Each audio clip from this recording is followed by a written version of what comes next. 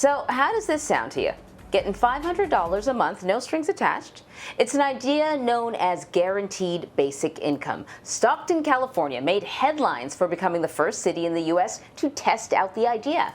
Since 2019, Stockton has given 125 randomly selected individuals a special debit card loaded with free money each month that they were allowed to spend on whatever they wanted to, whatever they saw fit. It's important to know that the program was funded 100% through private donations. No taxpayer money was used. Michael Tubbs, the former mayor of Stockton, piloted the experiment to fight poverty. A little background on Mr. Tubbs. He started his political career on the Stockton City Council, his hometown. During his 2016 mayoral campaign, he received an endorsement from then President Barack Obama.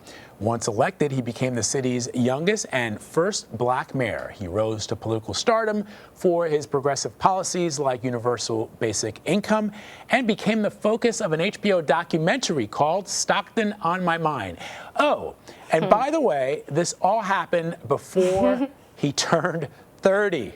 So, with that, let's talk about the results. What did you ultimately end up seeing people spending their money on?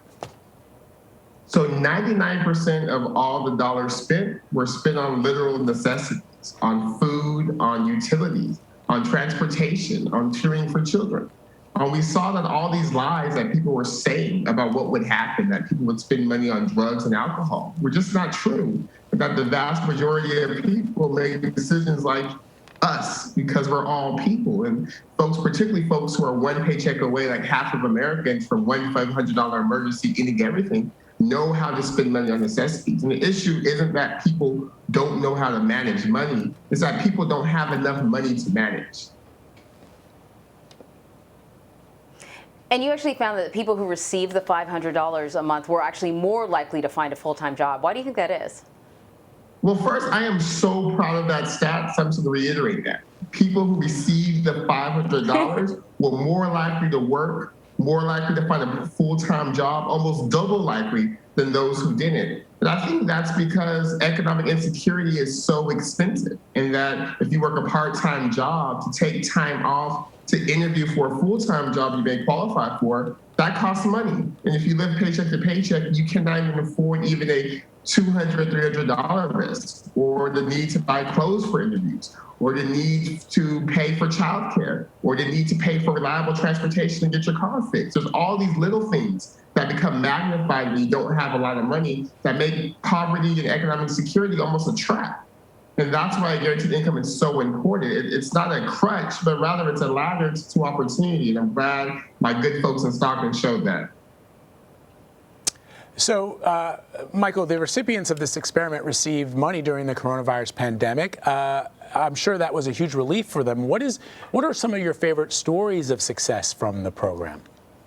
Yeah, one gentleman, Tomas, taught me so much. He told me that he was laid off because of COVID-19, and the $500 made it so that he was able to still persist despite waiting months for unemployment insurance. Because I literally thought, because they take it out your check automatically, that you automatically got unemployment insurance. I was unaware of application or lag time, because your bills don't have a lag time and they come pretty regularly and always on time. And then there's another young lady, Zane, who told me that the $500 was enough for her to stay home and shelter in place because she had a fever, she had a cough this time last year, and she didn't know if she had COVID or not, but she was worried about missing 2 weeks of work without pay. But the $500 made it so she was able to stay home, and luckily she did, because she ended up having COVID-19. And because of the guaranteed income, she did not go to work and affect her employees or her customers. And there's a bunch of stories of folks who say they were able to be better parents, that they were less stressed, that they were able to show up as partners and as parents and spend time with their kids. So it's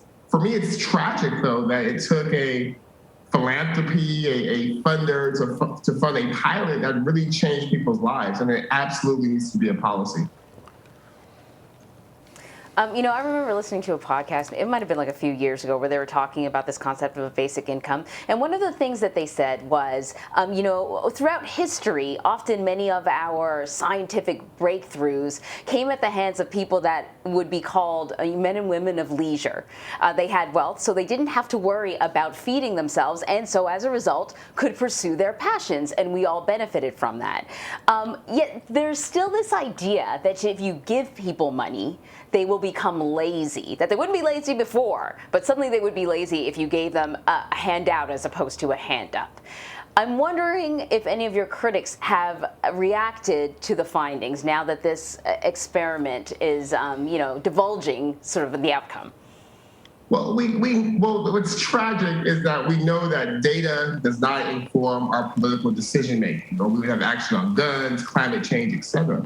So the folks who were against the basic income before are still against it, and they're saying, oh, it's a fake study, it's not a real study, just all this nonsense to perpetuate lies, and lies oftentimes are sadly rooted in white supremacy. And I say that because we have no problem giving people money in this country. We give rich people money all the time. We literally gave rich people $2 trillion just 3.5 years ago. And I've received more questions about how my privately funded money was spent than the $2 trillion of all of our money that we spent. So I hope these findings really put to bed the lie that the issue isn't that people become lazy, they receive money, or that people choose that the economy doesn't work, and that we have to trust regular people, people of color, Black people, women with money, just like we trust rich white billionaires.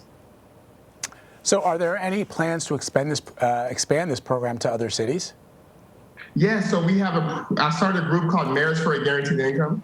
So right now there's 42 cities across this country that are saying we want to do basic income pilots. The city of Los Angeles actually said they're reallocating dollars from the police budget to provide a basic income to folks in South LA. Compton's running an experiment with 800 cities. St. Paul, Minnesota has been running a pilot since last year with CARES Act dollars and federal dollars. City of Richmond, Virginia, you see the map, Cambridge, Wausau, Wisconsin, New Orleans, Atlanta, Gainesville, San Antonio, Houston. It's really a national movement, and I'm really proud of that. Former presidential candidate Andrew Yang, this was one of the things that he campaigned on. He's now running in New York to be the mayor of New York City, but he really sort of touted like a federal level program like this. Do you think it could work at the federal level? It has to work at a federal level. Our cities are the laboratories of democracy, but we need Congress, we need the administration to continue the good work that they started with the stimulus plan and provide reoccurring checks, a coronavirus basic income, an income floor. And the idea is that it's a guaranteed income, not only income. So it won't be the only money folks have, but it will allow folks to breathe a little bit easier, to work a little bit harder, to spend more time with their kids, and to be healthy and happier. So I'll be pushing for a guaranteed income for however long it takes, because I think it's what's necessary to allow our country to continue to grow and reach our full potential.